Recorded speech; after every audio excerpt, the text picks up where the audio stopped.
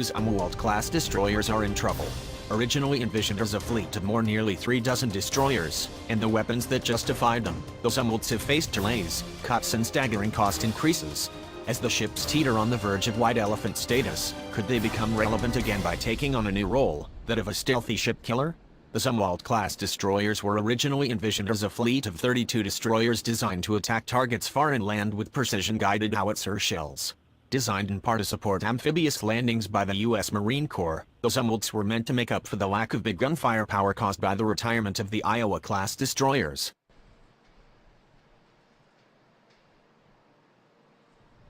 Unfortunately, cost overruns and technical problems caused the Pentagon to trim the number of Zumwalts to just 3 ships.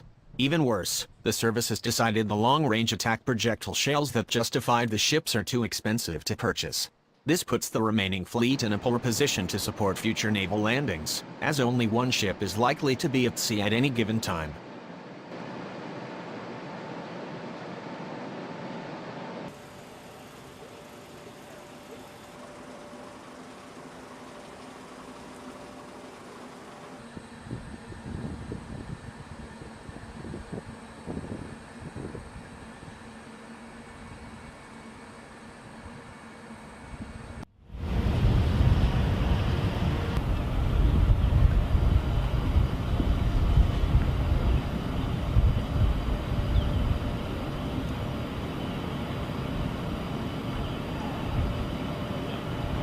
Meanwhile, the U.S. Navy is witnessing the rapid rise of the People's Liberation Army Navy. The plan was barely a force to be reckoned with as early as 2000, when the Zumwalt-class was in early development. Today, the Pentagon describes the plan as the largest navy in Asia, with more than 300 surface ships, submarines, amphibious ships, and patrol craft. While the United States and China are not direct adversaries, aggressive Chinese activity in the South and East China Seas outside of international norms and against U.S. allies could bring the two into conflict. Similarly, Russia has increased the use of its navy in the Baltic, the Mediterranean and the Pacific. The stealthy nature of the Zumwalt-class, whose design reduces the ship's radar signature to that of a small fishing boat, lends itself to operating in enemy waters. Coupled with a large magazine of missiles, the Zumwalt-class could become the ideal warship for an aggressive anti-surface ship role. Operating as a lone wolf but fully networked into the U.S. Navy's battle network, a Zumwalt could be sent to hunt down and destroy enemy task forces far and wide. The conversion would start with deleting the 2 155mm advanced gun system howitzers on the bow and replacing them with a large field of Mk-41 vertical launch systems. Each Mk-41 can hold a single missile, which in this case will be the new long-range anti-ship missile, LRASM. Removing the guns could free up room for up to 200 Mk-41s, resulting in more silo-based firepower than even the Ohio-class guided missile submarines. The combination of a stealthy ship and stealthy anti-ship missiles guided by artificial intelligence would make a formidable adversary. Alternately, the 200 or so silos could be filled with tactical Tomahawk missiles for a land attack mission.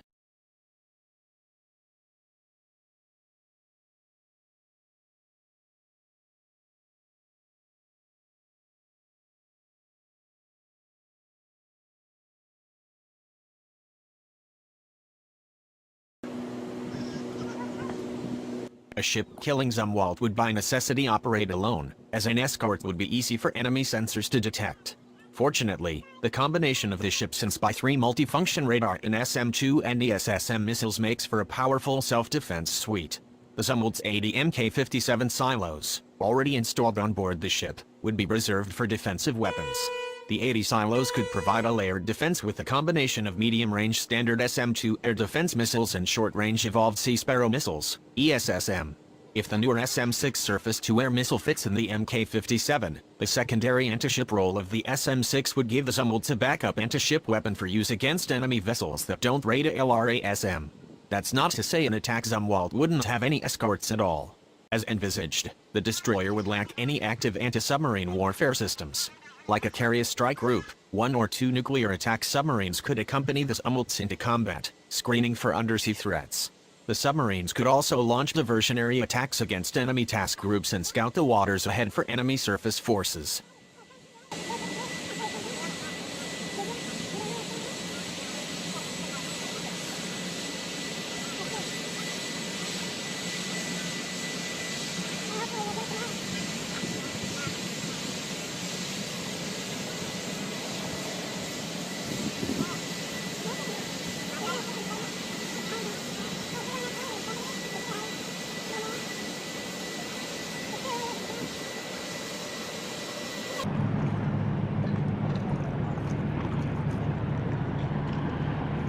The key to the Zumwalt's success as a hunter-killer would be being properly networked into the rest of the Navy.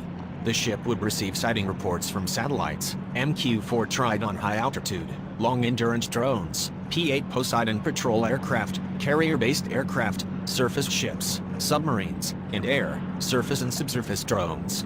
The Zumwalt could locate and track an enemy task group by proxy, setting up an ambush when conditions are favorable, without even turning on its radar or sending out drones of its own.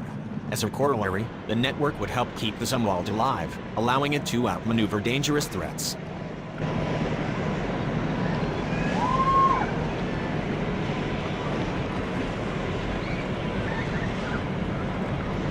Creating what would amount to an American pocket battleship, operating alone on the high seas in the face of the enemy, is a risky proposition.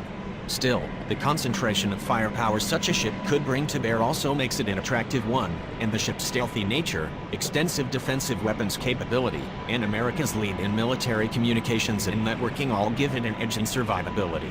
While it may mean a few more years in the shipyard, especially for the lead ship already commissioned into the fleet, Watt will emerge as a ship more suited for the growing task for sinking enemy ships.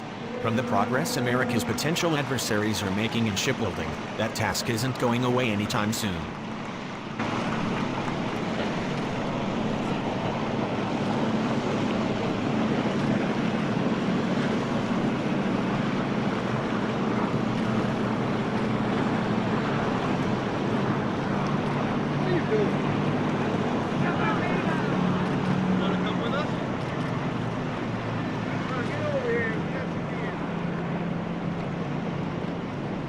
You'll see it. Jump on. Well, they got doors open.